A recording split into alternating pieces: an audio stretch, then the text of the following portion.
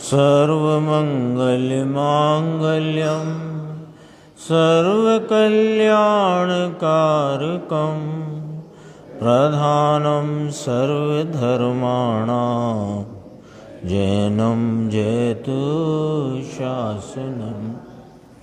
मैं नमो तीर्थनायक को, नमो ओंकार वाणी को, नमो उन कुंद प्रभु को जिन्होंने ओंकार धारण की।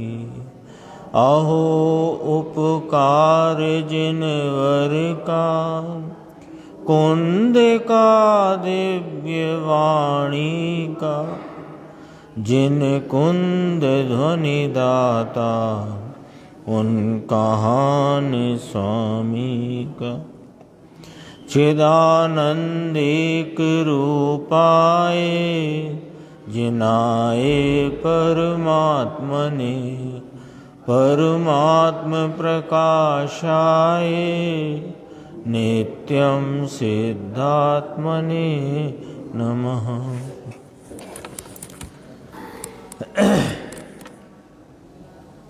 आचार्य योगेंद्र देव कृत ये परमात्म प्रकाश नाम का ग्रंथ है और इसके दूसरे महाअधिकार की 18वीं गाथा और क्रम से देखें तो 141वीं गाथा, जिसका व्याख्यान अभी अपन ने थोड़ा गुरुदेव श्री के मुख से सुना।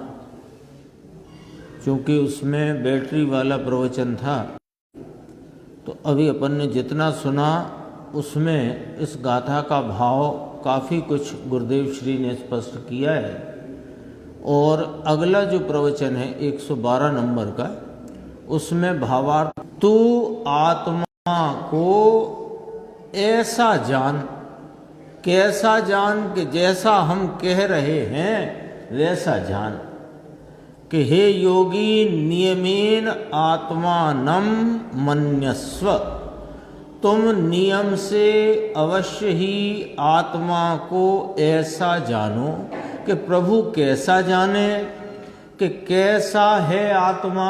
हम कहते हैं मूर्ति विहीनः ज्ञानमयः परमानंद स्वभावः नित्यम निरंजन भावम।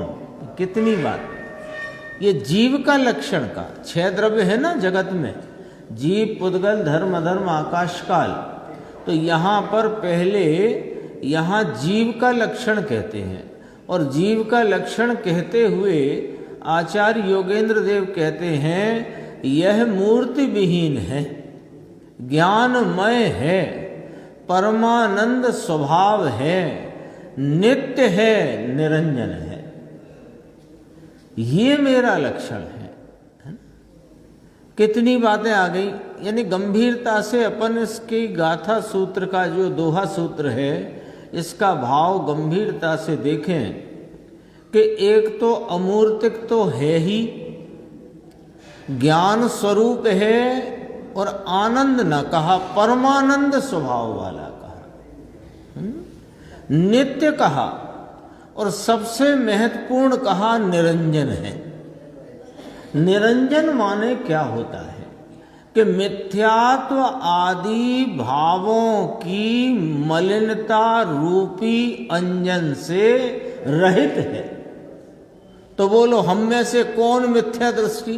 कोई नहीं, क्योंकि हम जीव द्रव्य हैं, हम चैतन्य तत्व हैं, हम ज्ञान परमानंद स्वरूपी तत्व हैं, हम नित्य तत्व हैं, हम अमूर्तिक तत्व हैं, इसलिए हम निरंजन स्वरूप हैं।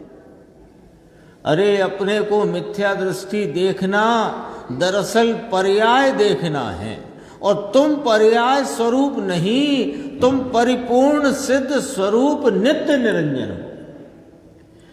अभी तो देखने का, अरे भले विकल्पात्मक ज्ञान हो, उस विकल्पात्मक ज्ञान में भी देखना तो निरंजन, और जो अंजन है पर्याय में उसे जानना। गजब की बात है। हूं कैसा मैं, कि मैं हूं तो निरंजन, मैं तो मिथ्यात्व से रहित ही हूं। अरे मैं मिथ्यात्व से रहित सम्यक दृष्टि हूं, ऐसे नहीं। एक पर्याय छोड़कर दूसरी देखने की नहीं कहते भाई। वो देखो जो नित्य स्वरूप है, जो नित्य स्वरूप है, जो ज्ञानमय है, अमूर्तिक है, परमानंद स्वरूप है, निरंजन है। महाराज ये जो पर्याय में राग देश मलिनता का स्वाद आ रहा है, कि ये जो आ रहा है पर्याय में, ये तेरा स्वरूप नहीं है। तुम अपने को ऐसा मत देखो, और पर्याय में ये भाव है ऐसा जानो। मन्यस्व शब्द लिया है, देख लो ऊपर। योगिन नियमेन आत्मानम मन्यस्व, कैसा मानो? ज्ञानमया परमानंद स्वभावः नित्यम निरंजनम भावम, ऐसा जीव पदार्थ। इसमें ही बहुत भाव है। अभी अपन इसकी टीका देखते हैं। यह आत्मा अमूर्तिक शुद्धात्मा से भिन्न, जो स्पर्श रस गंध वर्ण वाली मूर्ति, उससे रहित है। यह आत्मा कैसा? अमूर्तिक शुद्धात्मा, इससे भिन्न है। कौन? स्पर्श रस गंध वर्ण वाली मूर्तिक भाव, मूर्ति पदार्थ। वे मूर्तिक पदार्थ, मूर्तिक भाव मुझ अमूर्तिक शुद्धात्मा से सदैव भिन्न है, सदैव भिन्न है। तो साहेब कहीं कहीं आत्मा को मूर्तिक भी कहा गया है। वो तो आत्मा कहाँ है यह दिखाने को शरीर पर से आत्मा की पहचान बताने को ये जो मंदिर जी का ये हॉल है, इसमें अपन सब और ये सामग्री है, तो बेंच और ये इसमें जो फर्क है वो दिखाया है ना। यदि द्रव्य के लक्षण से देखो तो ये चामड़ा, बेंच, टेबल, चटाई सब एक है, लेकिन यहां जीव भी तो हैं। तो जीव बेंच में नहीं है, यहां है, इतना बताना था। बस इतना बताना था। और अपन ने इसको ही जीव मान लिया। बताना तो इतना था कि ये जो सामने तुम्हारे बेंच, चटाई, चौकी है, इसमें जीव नहीं है, ये जीव नहीं है। तो जीव कहाँ है? कि ये जो दिख रहा है ना, असमान जाति द्रव्य पर्याय स्वरूप ये शरीर, ये जीव है। माने इसमें जीव है, माने कि यहां जीव है और कहीं नहीं। इतना सा बताना, कहाँ है इतना बताना। लेकिन अभी भी यहां ऐसी अवस्था में इस मूर्तिक स्पर्श रस गंध वर्ण वाले पदार्थ से मैं सदैव भिन्न अमूर्तिक तत्व हूं। अभी देखो, है कह रहे हैं हम, था होगा नहीं कह रहे हैं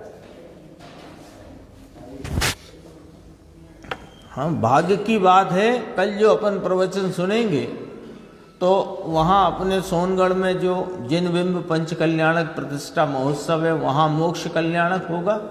और यहाँ गुरुदेव का अपन महावीर स्वामी के निर्वाण का प्रवचन सुनेंगे कल। 112 नंबर का योग है। बस देखो, अभी तो जिसका निर्वाण होता है वो तो पर्याय का भाव है, निर्वाण होना। ये निर्वाण स्वरूप है।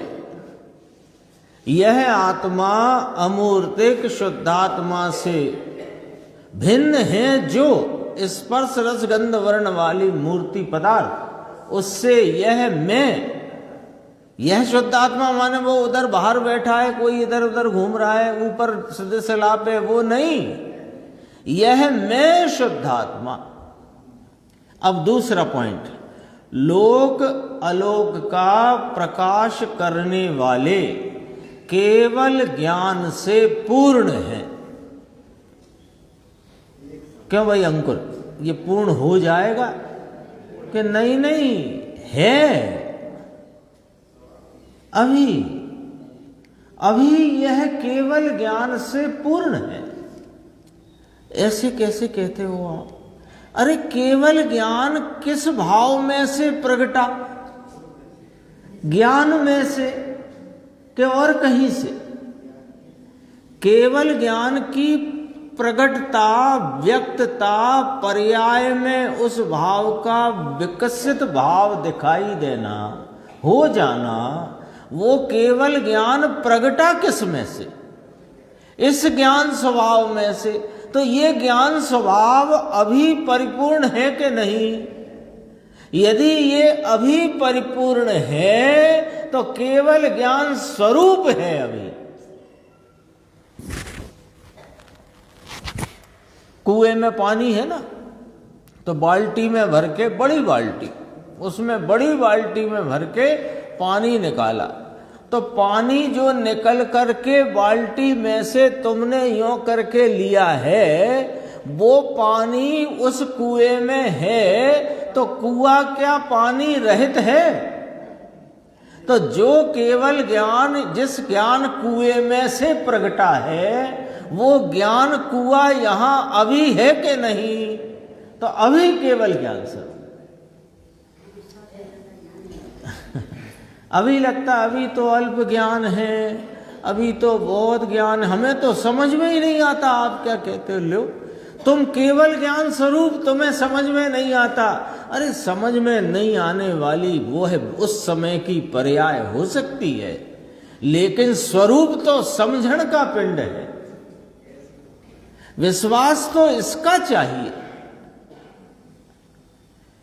लोक अलोक का प्रकाश करने वाले केवल ज्ञान से पूर्ण है, जो कि केवल ज्ञान, अब केवल ज्ञान की विशेषता, जो कि केवल ज्ञान सब पदार्थों को एक समय में प्रत्यक्ष जानता है, आगे पीछे नहीं जानता है, आगे पीछे नहीं जानता है। भविष्य की पर्याय को भविष्य में जानेगा ऐसा नहीं है। भविष्य की पर्याय को अभी जानता है, अभी की पर्याय को अभी जानता है, बीत चुकी पर्याय को अभी जानता है। देखो कितने बोल आ गए? 2 बोल आ गए। आत्मा अमूर्तिक है और अमूर्तिक है, तो ये अनेकांतमयी वस्तु है ना, तो उसकी शैली, उसके कथन की भी ऐसी है। देखो, अमूर्तिक है शुद्धात्मा और वह मूर्ति पदार्थों से, भावों से भिन्न है, यानी वो नहीं है। मूर्तिक भाव पदार्थ यह आत्मा नहीं है, मैं तो अमूर्तिक वस्तु हूं। और कैसा हूं? तो ऊपर जब योगेंद्र देव ने सूत्र में कहा ज्ञानमय, तो ब्रह्मदेव सूरी कहते हैं केवल ज्ञान से पूर्ण हो, लोकालोक का प्रकाश करने वाले केवल ज्ञान से पूर्ण हो, जो कि केवल ज्ञान सर्व पदार्थों को एक समय में प्रत्यक्ष जानता है, आगे पीछे नहीं। 2 बोल हुए। तीसरा, वीतराग भाव परमानंद रूप अतीन्द्रिय सुख स्वरूप अमृत के रस के स्वाद से समरसी भाव को परिणित हुआ है।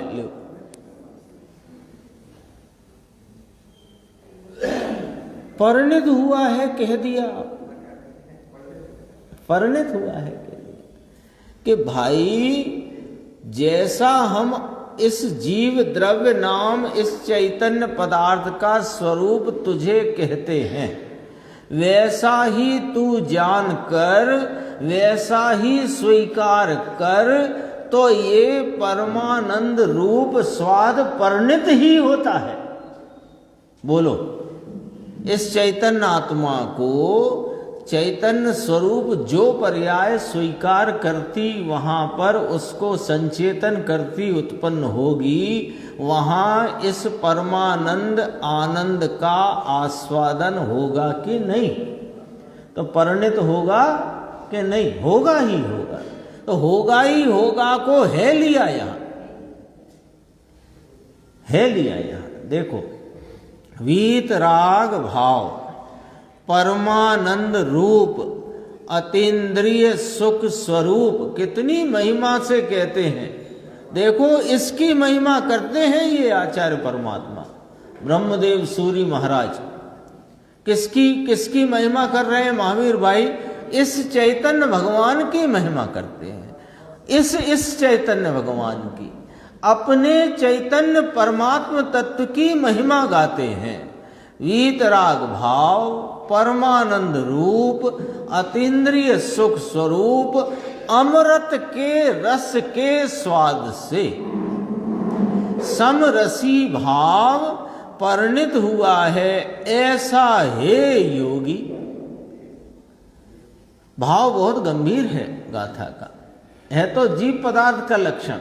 ज्ञान प्रधान शैली में कहें कि जो चैतन्य आनंद स्वरूप है सो वह जीव है, पर यहाँ तो जरा ज्ञान प्रधानता के साथ साथ दृष्टि प्रधानता की बात भी साथ में लेते हैं। तो परिणित हुआ है कह करके बात की है। अब आगे जो बात आने वाली है वो भी देखो।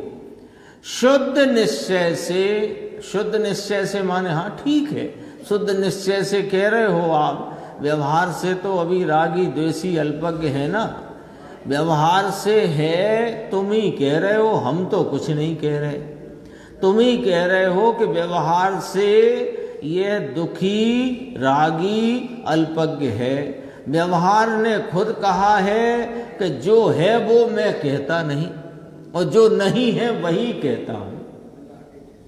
व्यवहार की प्रतिज्ञा है कि नहीं? कुछ व्यवहार ने प्रतिज्ञा ली है कि मैं जो कहूंगा वो असत्य कहूंगा, जैसा है नहीं वह कहूंगा, जैसा नहीं है वैसा कहूंगा। तो हम तो यही मानते हैं। देखो साहब, भले आप निश्चय से इसे आनंद रूप ज्ञान रूप परिपूर्ण केवल ज्ञान स्वरूप कहो, निश्चय से, व्यवहार से तो अल्पज्ञ ही है ना। कि तुम ही कह रहे हो कि व्यवहार से अल्पज्ञ है, माने व्यवहार कह रहा है कि अल्पज्ञ नहीं है। ख्याल में आई कौन सा लॉजिक है ये न्याय? ख्याल में आया कि नहीं आया? व्यवहार ने कहा है ना, क्योंकि पर्याय भेद को देखने कहने वाला तो व्यवहार है ना। तो पर्याय भेद में अल्पज्ञता, रागमयता, कलुषितता, आकुलता कहाँ है? वस्तु में कि पर्याय में? पर्याय में। तो पर्याय में है तो पर्याय के भेद का वर्णन करने का कार्य किसका? व्यवहार का। और व्यवहार की व्यवस्था क्या? कि जो है नहीं वो कहे। तो अल्पज्ञता, कलुषितता, आकुलता, रागमयता ये वस्तु में नहीं है, ऐसा ही तो व्यवहार कह रहा है। जो हम कह रहे हैं कि शुद्ध निश्चय से यह आत्मा अमूर्तिक केवल ज्ञान से पूर्ण परमानंद स्वभाव से परिणित वस्तु तत्व है, तो हमारी बात तो तुम कान नहीं धरते। और व्यवहार खुद कह रहा है कि पर्याय में अल्पज्ञता, आकुलता, कलुषितता, रागमयता है, द्रव्य में नहीं। वो पर्याय, वो व्यवहार ने भी यही कहा। पूछ लो व्यवहार से, व्यवहार ने भी यही कहा है कि कुछ अन्य कहा है?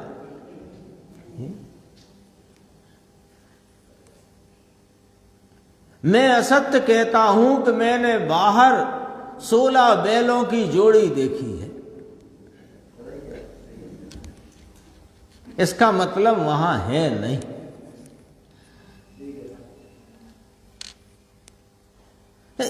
ये जो शुद्ध निश्चय शब्द आता है तो इसे क्या लगता है कोई और की बात होगी। ये तो हाँ वो निश्चय से तो है, वो तो ठीक है। अरे वो तो ठीक नहीं, वो ही ठीक है। वो तो ठीक है नहीं, वही ठीक है। असलियत को बताने वाला शुद्ध निश्चय होता है। तो शुद्ध निश्चय, अब बात गंभीर आने वाली है, एकदम बहुत गंभीर बात है। शुद्ध निश्चय से अपनी आत्मा को ऐसा समझो जो अभी कहा और कहेंगे, शुद्ध द्रव्यार्थिक नय से।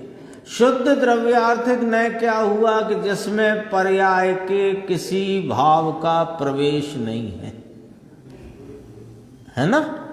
जिसमें, सुनो अभी पूरी बात कहते हैं, शुद्ध द्रव्यार्थिक नय यानी कि पर्याय के किसी भाव का इसमें न कथन है, न भाव है, न मंतव्य है, न अभिप्राय है। पर्याय के किसी भी भाव का, पर्याय के किसी भाव का कोई यहां पर कथन नहीं है, मंतव्य नहीं, अभिप्राय नहीं है। इसका नाम है शुद्ध द्रव्यार्थिक नय। तो ये जो संसार अवस्था में वर्तने वाले आश्रयबंध के भाव अथवा साधक दशा में वर्तने वाले संवर निर्जरा के भाव अथवा कि मोक्ष का भाव, वे सब द्रव्यार्थिक नय के विषय में नहीं आते। गहराई से समझो इसको, गहराई से समझो। शुद्ध द्रव्यार्थिक नय बराबर पर्याय आर्थिक नय नहीं, अर्थात पर्याय का कोई भी अशुद्ध, अल्प शुद्ध, अल्प शुद्ध, पूर्ण शुद्ध कोई भाव नहीं आएगा इसमें। आएगा क्या? नहीं आएगा, कोई भाव नहीं आएगा। किसमें नहीं आएगा? शुद्ध द्रव्यार्थिक नय से जो कथन है, जो भाव का संप्रेषण है, जो कहा जा रहा है, उस विषय में पर्याय का कोई भाव नहीं आएगा।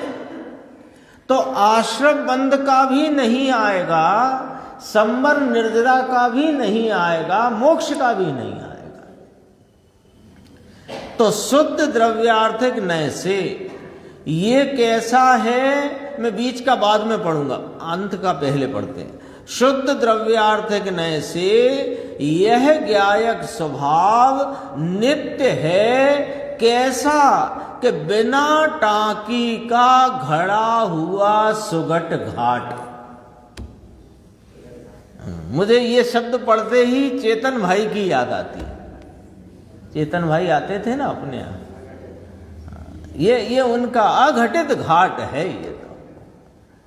ये इसमें क्या कहना है? ये इतनी सी पंक्ति है ना, इसका भाव गंभीर है। बिना टांकी का घड़ा हुआ सुगट घाट, इसका भाव गंभीर है। क्या है कि कोई पाषाण है, उसमें से टांकी से ऐसे खोद खोद कर एक उसमें रहे हुए, पूरी बात जरा समझना, एक पाषाण है, उस पाषाण में से टांकी से खोद खोद कर उसमें ही रहे हुए आकार को प्राप्त करना, ये कार्य भाव है। ये कार्य भाव है। क्यों कि वहां रहा तो था, पर प्राप्त किया गया है, प्राप्त किया गया है, कार्य रूप है। अरे यह मैं तो कारण स्वरूप हूं ना। तो यहां मुझे टांकी से घड़ना पड़े और फिर मैं प्रकट होऊं, ऐसा नहीं। मैं तो बिना घड़े हुए ही सुगट घाट रूप अनादि अनंत ऐसा ही ज्ञायक स्वभाव नित्य विद्यमान हो। घड़ना पड़े वो कार्य भाव हुआ ना भैया, और मैं तो कारण भाव हूं। तो कारण भाव में कुछ करके कारणपना पैदा करे, ऐसा नहीं होता है। बिना टांकी का घड़ा हुआ, यानी कुछ करके मुझे शुद्ध भाव प्राप्त होगा, ऐसा नहीं। मैं तो शुद्ध निरंजन परिपूर्ण केवल ज्ञान स्वरूप परमानंद स्वरूप वस्तु सुगट घाट ज्ञायक हूं। ये भाव गंभीर है इसका। तथा और अगला बोल, नित्य का बोल तो आ गया, देखो एक एक बोल मिलाना। मूर्ति विहीन ज्ञानमय परमानंद स्वभाव नित्यम निरंजन, इतने बोल आए थे। टीकाकार आचार्य ब्रह्मदेव सूरी ने पहले अमूर्तिक के बोल की बात की, ज्ञानमय में केवल ज्ञान से पूर्ण है, एक समय में पूर्ण प्रत्यक्ष जानता है, आगे पीछे नहीं जानता। फिर परमानंद स्वभाव, जो आनंद का क्या शब्द आया था देखो इसमें सूत्र में, परमानंद स्वभाव, तो यहाँ लिया वीतराग परमानंद रूप अतीन्द्रिय सुख स्वरूप अमृत के रस के स्वाद से समरसी भाव परिणित हुआ है, प्रकट है। प्रकट है, परिणित हुआ है का अर्थ है प्रकट है ना। ऐसा नहीं कि परिणित हुआ है, माने प्रकट है।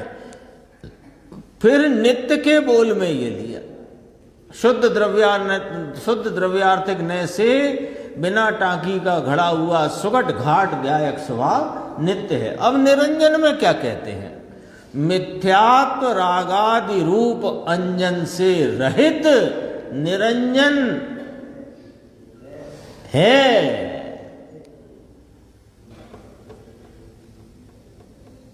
निरंजन होगा क्या? है नहीं तो होगा कैसे?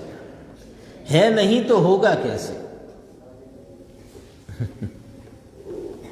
सिद्ध भगवान निरंजन कहे जाते हैं, तो तुम सिद्धों से कम हो क्या? वे पर्याय में हैं, तुम अनादि अनंत। तो इसमें क्या बात निकल करके आई आगे कहेंगे, ये जो येलो हाईलाइट है उसमें कहेंगे। मिथ्यात्व रागादि रूप अंजन से रहित निरंजन है, ऐसा ही देखो भैया, ऐसा ही देखो। सच कहते हैं, मेरे पर्याय में राग देश की कलुषितता है, भ्रांति रूप मोह पर्याय में है, यह जानना। पर मैं मोह रूप मिथ्यात्व रूप रागादि स्वरूप हूं, ऐसा स्वप्न में भी नहीं मानना, क्योंकि हो नहीं ना, हो नहीं। ऐसी आत्मा को तू भली भांति जान, जो सब पदार्थों में उत्कृष्ट है। बोलो, सब पदार्थों में उत्कृष्ट को अपन संक्षेप में कहें तो सर्वोत्कृष्ट है। सर्वोत्कृष्ट में सर्व में ले तो कौन कौन को लेना, कौन कौन को छोड़ना? अरे अनंत सिद्धों से भी अधिक उत्कृष्ट हूं, क्योंकि उनके सुख को वे भोगते हैं। उनके सुख का मैं लक्ष्य करूं तो मैं तो दुख भोगता हूं।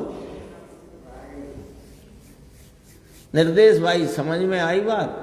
उनके अनंत सुख को वे भोग रहे हैं, लेकिन उनके अनंत सुख को वे भोग रहे हैं, ऐसा लक्ष्य करने से मैं तो दुख भोगता हूं। और मैं मेरे सुख स्वरूप को लक्ष्य करता हूं, तो मेरे तो सुख की धार फूटती है।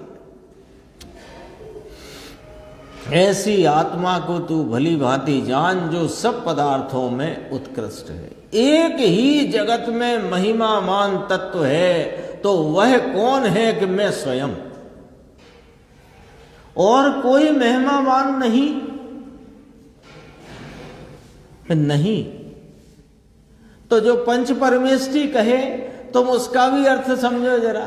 परमेष्ठी परम इष्ट हैं, इष्ट हैं वे, मैं नहीं हूं, मैं वो नहीं हूं। इष्ट तो है मुझे निमित्त रूप से इष्ट है, लेकिन सर्वोत्कृष्ट कौन है? वो तो मैं ही हूं। इन गुणों से मंडित, है ना। ये शब्द की भी बड़ी महिमा होती है, इसमें भाव का संप्रेषण होता है। इन गुणों से मंडित, इन गुणों वाला नहीं, इन गुणों से मंडित, इन गुण स्वरूपता से, इन गुणमयता की जो वस्तु है वह शुद्ध आत्मा मैं हूं और वही उपादेय है। अच्छा, ये उपादेय है तो और सबका क्या करना कि और सब तजने योग्य है। ले, पूरी दुनिया को दो भागों में बांट दिया, एक उपादेय और एक हे। उपादेय में मैं स्वयं और हे में पूरा विश्व। तजने योग। हे का अर्थ क्या होता है? हे का अर्थ घृणा नहीं होता है, ये ध्यान रखना हमेशा। हाँ, क्योंकि जुगुप्सा का भाव तो वास्तव में द्वेष का भाव है, हेता का भाव नहीं है। घृणा का भाव है ना, वो द्वेष का भाव है। द्वेष का भाव, वो द्वेष शब्द का जो भाव है वो अलग बात है, और हे शब्द का भाव है वो अलग बात है। हे घृणा की बात नहीं है। हे माने तजने योग्य है, यानी मेरा मानना, मेरे नहीं ऐसे मानने योग्य है तो वे वही तजने योग्य है। जैसे सिद्ध भगवान है, सिद्ध शिला पर अरिहंत भगवान है, समूह शरण में विराजमान, ठीक है। तो वे जो हैं उन्हें तुम तजने क्या जाओगे?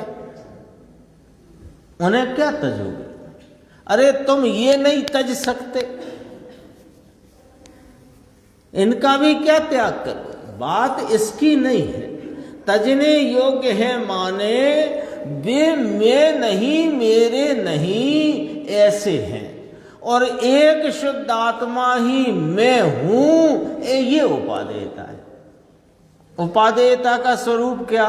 कि ये मैं हूं ऐसा स्वीकार करना, उसका आलम्बन लेना, उसका आश्रय लेना, इसका नाम उपादेय है। उनका आश्रय नहीं लेना, इसका नाम हे है।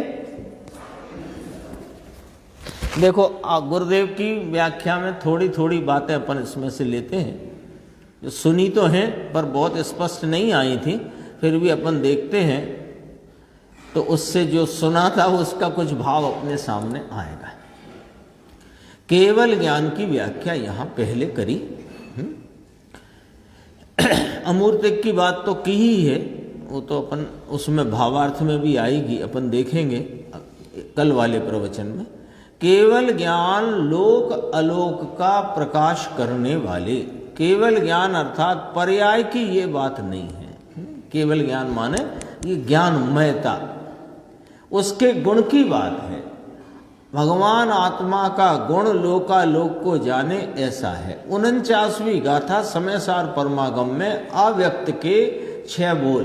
49 गाथा आप सबको ख्याल में होगी, ये वो गाथा है जो अनेक ग्रंथों में है। समय सार में है, प्रवचन सार में है, पंचास्तिकाय में है, और षटखंडागम में भी है वो गाथा, वो है ना जाणलिंगहणम, वो वाली गाथा। अष्टपाहुड़ में भी है। तो अव्यक्त के 6, उसमें इसकी टीका करी अमृतचंद्र आचार्य ने, उसी गाथा की जो समय सार में आई उसकी गाथा करी अव्यक्त के 6 बोल से। प्रवचन सार में करी अलिंग ग्रहण के 20 बोल से। यहां पर देखो, अव्यक्त के 6 बोल में पहला बोल, 6 द्रव्य स्वरूप लोक गेय है, व्यक्त है, उससे भगवान आत्मा 6 द्रव्य से भिन्न है, अव्यक्त है। पहला बोल, अव्यक्त के 6 बोल का पहला बोल। जगत है ना, जगत, तो जगत माने छह द्रव्य स्वरूप लोक या जगत, वो ज्ञेय है और मैं ज्ञान हूं, वो व्यक्त है, मैं अव्यक्त हूं।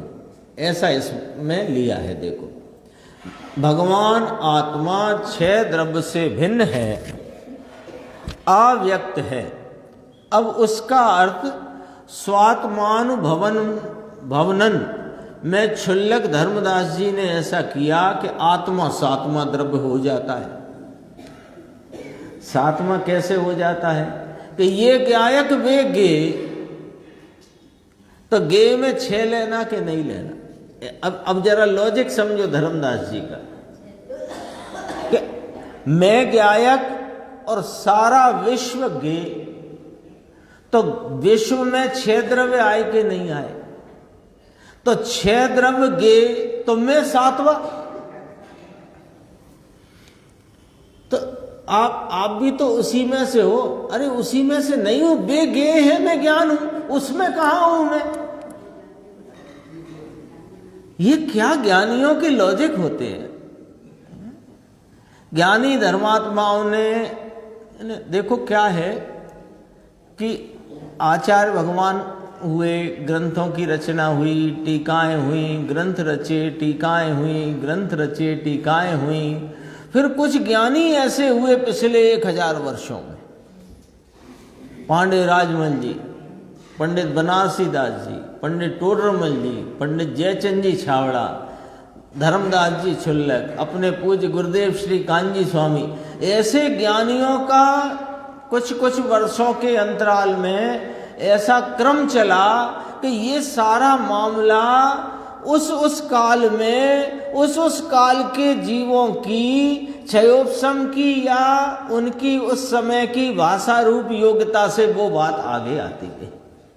भाषा बदलती है, क्षयोपशम का भाव भी बदल रहा है काल क्रम में, है ना।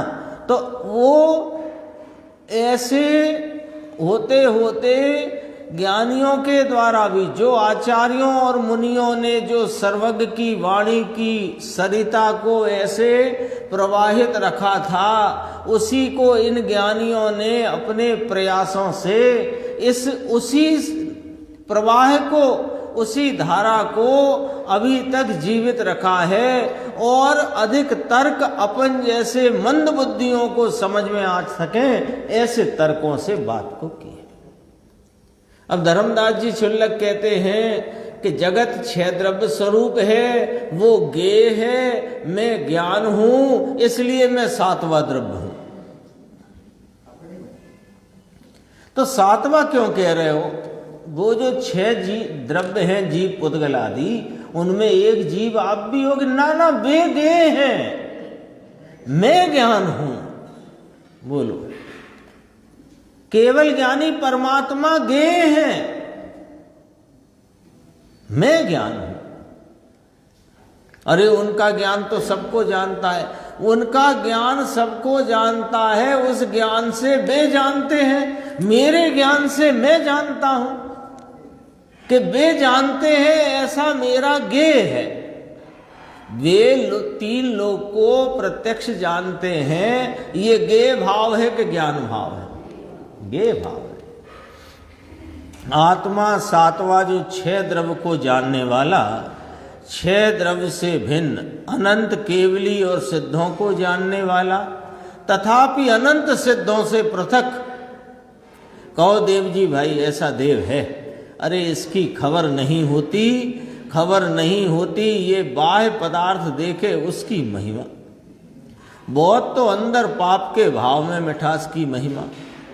यानी जो जीव बहिर्मुख वृत्ति में ही, बहिर्मुख भावों में ही बहिरात्म पने में प्रवर्तित हैं, उनके भी दो भाग, उनके भी दो भाग बहिरात्म पने में प्रवर्तित हैं, अज्ञान भाव में प्रवर्तित हैं, उनके भी दो भाग। बहुतों की तो दशा ये है कि पाप के भाव में मिठास माने पड़े।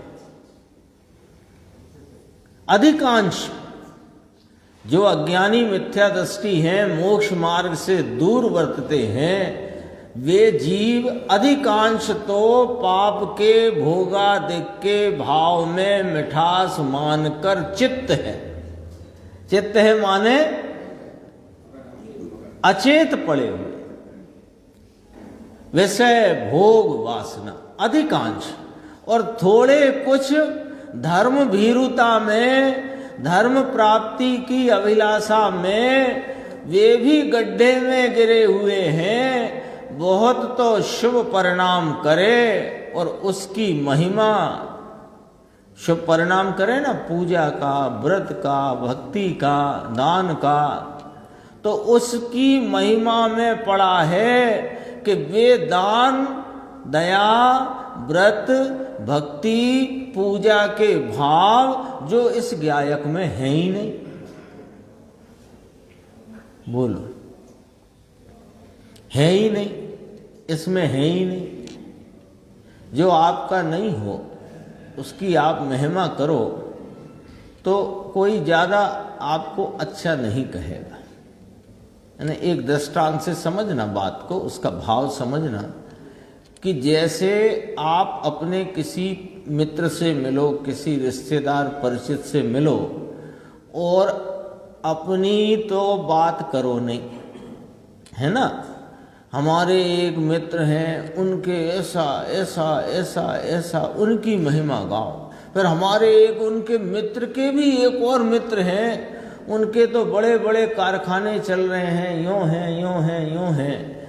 तो वो पूछने लगा कि भाई वे मित्र के जो तुमने इतनी गाथा सुनाई, तुम्हारे पास उनका क्या है? अपने पास कुछ नहीं है।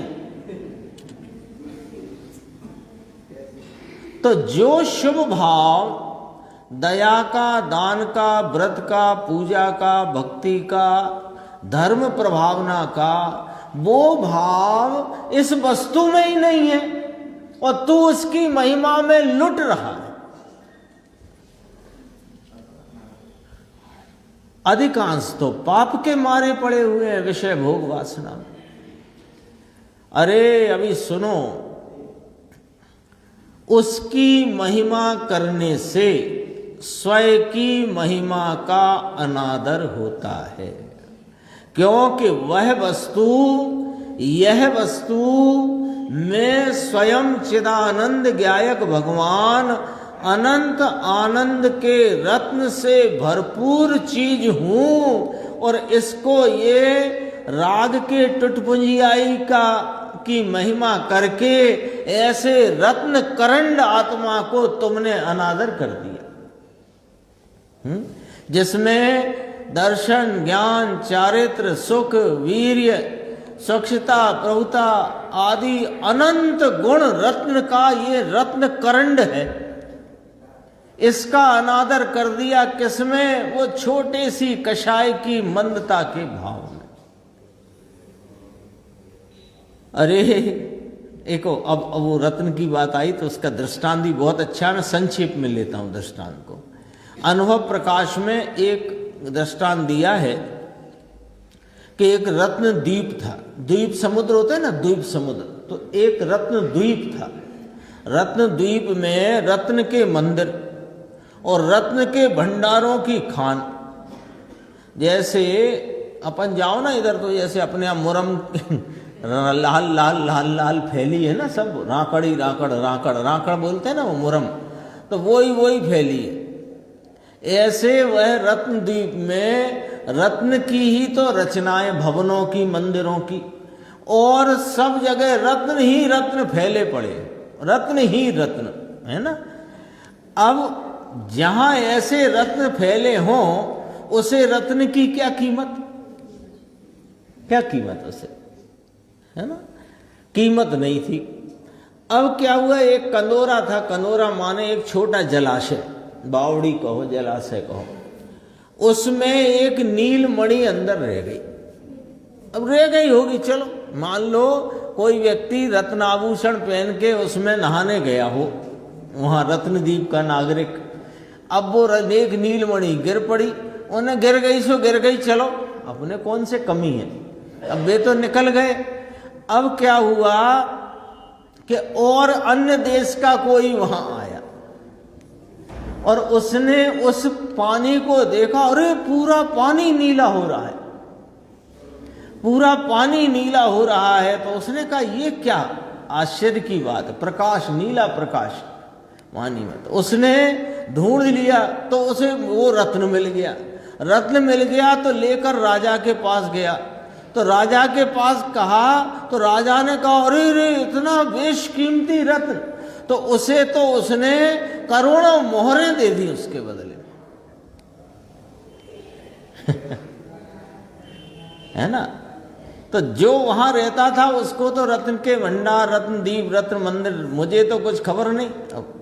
इसी प्रकार ये तो हो गया दृष्टांत। इसी प्रकार यह भगवान आत्मा अनंत आनंद के रत्न के द्वीप में अंदर रहता है, लेकिन इसे भान ही नहीं है कि मेरे इस स्वरूप में, इस मेरे स्वभाव में अनंत गुण रत्न विद्यमान हैं, जिनकी एक एक पर्याय की इतनी कीमत है कि जिसकी एक पर्याय सारे विश्व को एक समय में प्रत्यक्ष जान ले।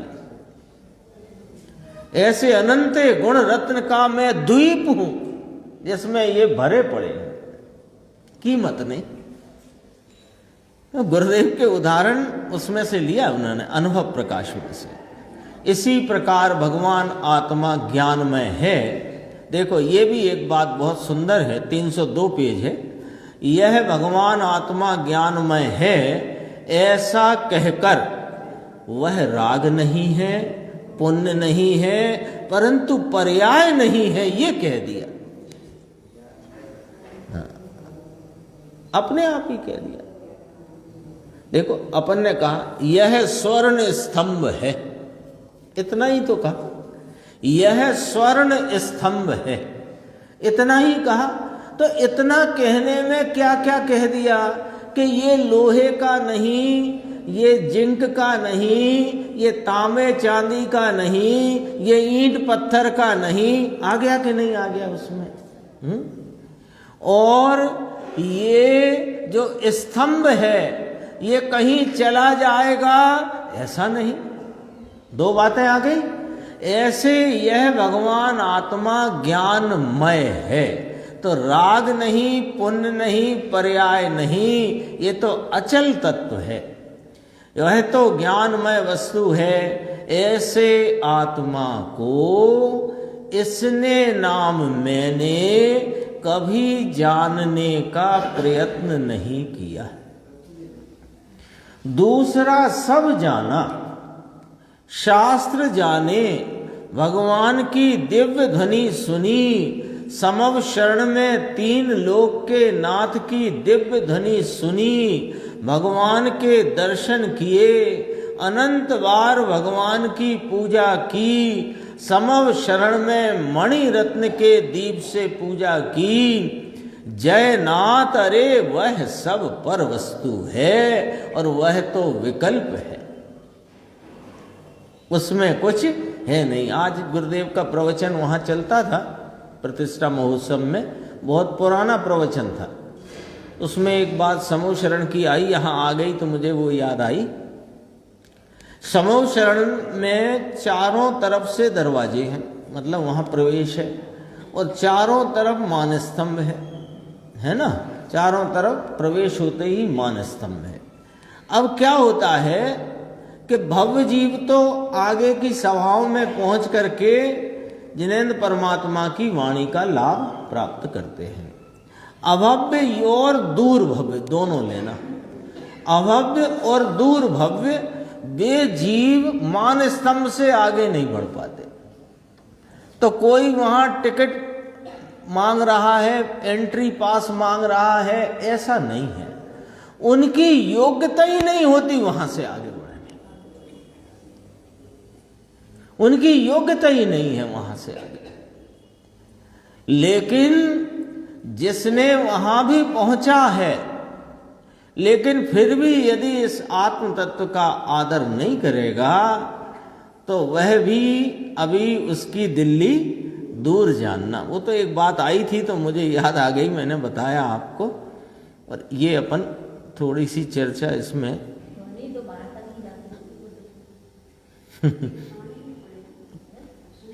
ध्वनि तो ओमकार रूप है, ध्वनि तो ओमकार रूप है, सब जीवों को उनकी भाषा में समझ में आती है।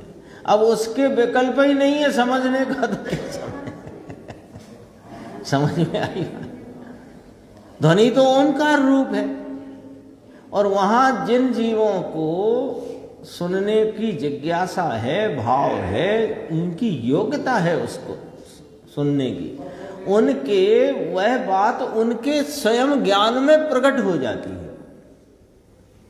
तो क्या जब उसे जिज्ञासा ही नहीं है, उसे तो वहां की नृत्यशाला और भवन और स्वर्ण भवन और ये सब देखने में मशगूल है, नहीं तो मान स्तंभ से ही आगे नहीं बढ़ रहा। हाँ। अब जैसे यहाँ अपने यहाँ मान लो ये चर्चा गुरुदेव श्री की सीडी चलती हो, अब कई लोग आते हैं दर्शन करके चले जाते हैं, है ना। तो अब अपन कहोगे तुमने सुनी नहीं क्या? अब उनने कहाँ सुनी, उन्हें सुनना ही नहीं था तो क्या सुनेंगे? आते नहीं आते क्या? रोज की बात है, अपने अभी ताजी बात है। चलती है कि नहीं चलती सीडी प्रवचन गुरुदेव का? अब आते हैं चले जाते हैं, तो वो ये तो जानते हैं कि वहां सीडी प्रवचन चल रहा है, लेकिन क्या चल रहा है ये नहीं मालूम पड़ता उन्हें, क्योंकि उन्हें जिज्ञासा ही नहीं है। ऐसा ही समझ लो लगभग लगभग। एक दो बातें लेना इसमें से अपने को। देखो उसमें ये रागादि तो नहीं, पेज नंबर बता देते 303। ये तो नास्ति हुई, ज्ञानमय है, ये अस्थि है ना।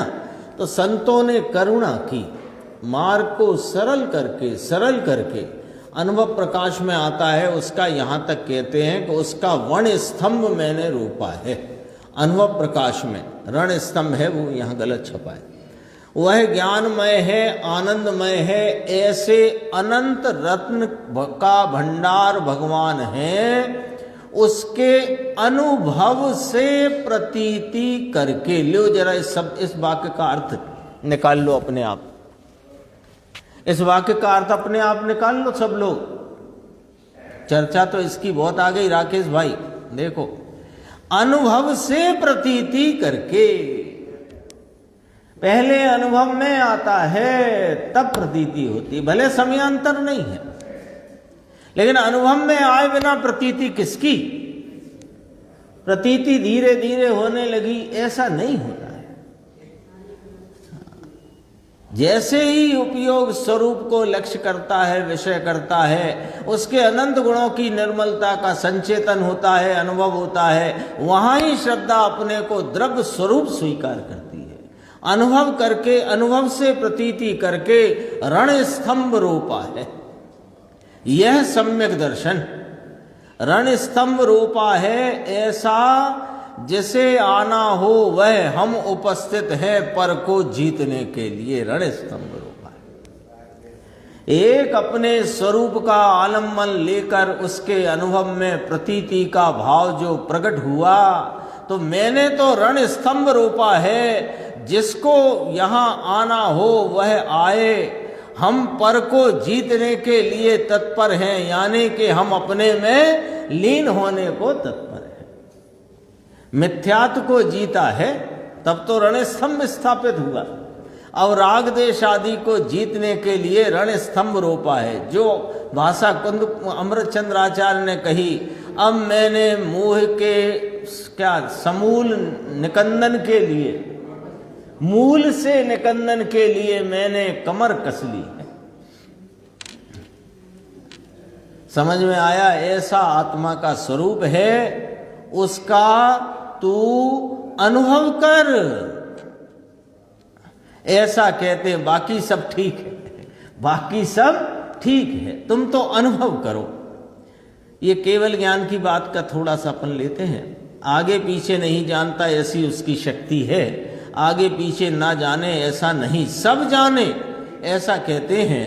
पहले यह जाने और बाद में यह जाने ऐसा नहीं है, है ना। आगे पीछे नहीं जानता, एक साथ जानता है, ऐसा कहते हैं। केवल ज्ञान का स्वरूप है। वे कितने ही कहते हैं ना कि केवल ज्ञानी को भविष्य की पर्याय हो, उसे वे वर्तमान में ना जाने, परंतु हो तब जाने।